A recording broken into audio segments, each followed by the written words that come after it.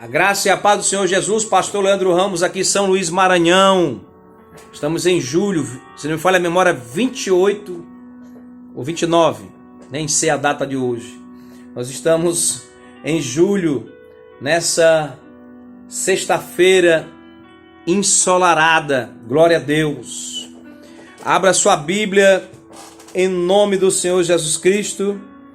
E em 1 Pedro capítulo 1, versículo 14 e 16, nono ou 10º vídeo, vou lançar no canal e vai ter a sequência, sobre a eclésia, chamados para fora, glória a Deus, e não contaminados pela Babilônia. Infelizmente não ouvimos muitos ensinamentos sobre a santidade no dia de hoje, é verdade. Na verdade, ela foi adicionada à lista dos termos politicamente incorretos. Acredito que esse conceito bíblico seja desprezado por algumas igrejas, denominações, alguns cultos, porque as pessoas não querem viver debaixo as exigências e expectativas, nem mesmo quando vindas do Senhor dos Exércitos, do dono da obra. No entanto, estando ou não na moda, o mandamento ainda emana nas páginas sagradas. 1 Pedro, abra sua Bíblia, capítulo 1, versículos 14, 15 e 16. Como filhos obedientes, não vos conformando com as concupiscências que antes havia em vossa ignorância, falta de conhecimento da palavra de Deus, mas como é santo, separado, aquele que vos chamou, sede vós também santos, separado. Tem uma diferença das duas separações. Em toda a vossa maneira de viver. Porquanto escrito está, sede santos, porque eu sou santo. Trata-se de um mandamento e não um pedido ou uma sugestão. O livro de Hebreus comprova a seriedade do assunto quando afirma em Hebreus capítulo 12, versículo 14, parte B, na NVI. Sem santidade ninguém verá o Senhor. Leia a seguir 3 citações de escritos de uma época em que os cristãos ainda entendiam a importância da santidade, separação no original. A santidade respira na profecia, troveja na lei, murmura na narrativa, sussurra nas promessas, suplica nas orações, brilha na poesia, ressoa nas canções, fala nas letras, brilha nas imagens, soa na linguagem e queima no espírito de todo o sistema, do alfa ao ômega, do início ao fim. Santidade, santidade necessária, santidade exigida, santidade ofertada, santidade atingível, santidade, separação, uma obrigação real, um privilégio real, um prazer real, um progresso e a plenitude da sua maravilhosa enunciação. É a verdade brilhando por toda parte, brotando por toda a revelação. A verdade gloriosa que brilha e sussurra e canta e grita em toda a sua história e biografia, e poesia, e profecia, e preceito, e promessa, e oração. A grande verdade essencial do sistema. Glória a Deus, aleluia. O desígnio de Deus era restaurar o homem à sua imagem e levantá-lo das ruínas da queda desde Adão. Em poucas palavras, era torná-lo perfeito, apagando os seus pecados, purificando a sua alma e preenchendo todo o seu ser com santidade e separação, sal dessa terra, luz desse mundo, de maneira que nenhum temperamento profano, obscuro, trevas, desejo maligno e nenhuma afeição ou paixão impura encontrassem espaço nele. Somente essa verdadeira religião, religare a Deus, ou perfeição cristã em qualquer salvação inferior a isso, desonraria o sacrifício de Cristo e a operação do Espírito Santo, do Paracleto, do Espírito de Elohim. O cristão deve ser participante da natureza divina, salvo dos seus pecados e da corrupção no mundo, deve ser santo e justo, ou nunca verá o Senhor. Com o propósito de nos purificar para si mesmo, Jesus Cristo viveu, morreu e ressuscitou. Toda a Bíblia testemunha a possibilidade de santidade.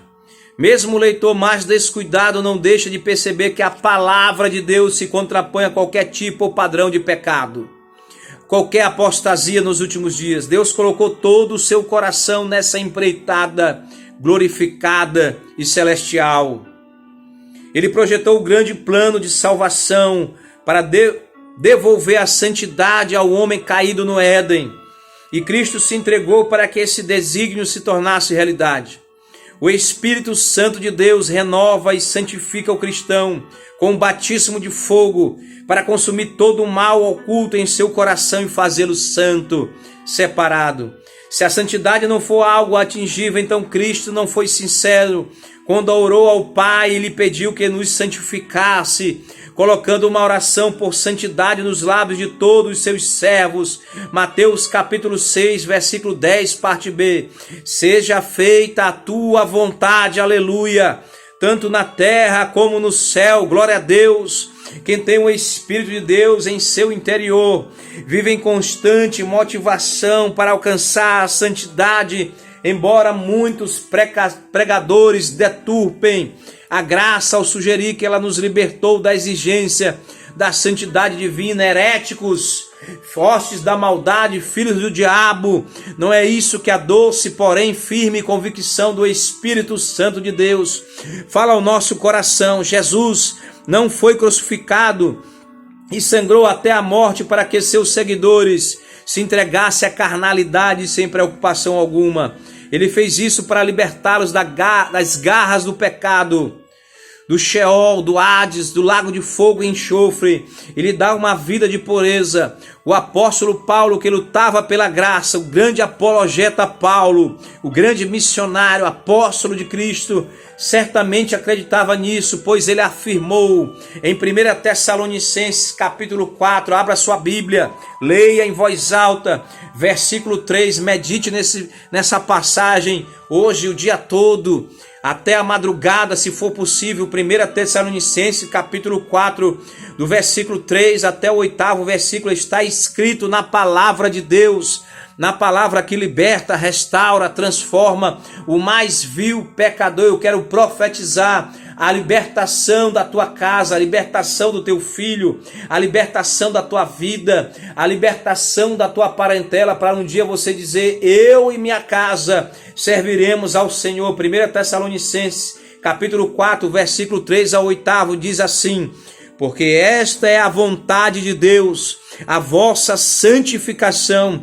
que vos abstenhais da prostituição, que cada um de vós saiba possuir o seu vaso em santificação e honra, não na paixão de concupiscência, como os gentios, que não conhecem a Deus. Ninguém oprima ou engane a seu irmão em negócio algum, porque o Senhor é vingador de todas estas coisas, como também antes vos dissemos e testificamos, porque não nos chamou Deus para a imundícia, mas para a santificação, separação. Portanto, quem despreza isto, não despreza o homem, mas sim a Deus, que nos deu também o seu Espírito Santo. Deus é santo e ordena que também o sejamos. Porém, o que isso significa? No grego, o termo ágios, correspondente a sagrado e também a santos. Ágios, sagrado e santos. Esses dois usos carregam a ideia de consagrados a Deus, separados do mundanismo e do pecado. Nas Escrituras, a santidade se refere principalmente a um padrão de consagração e piedade que desenvolve a obediência, e esse assunto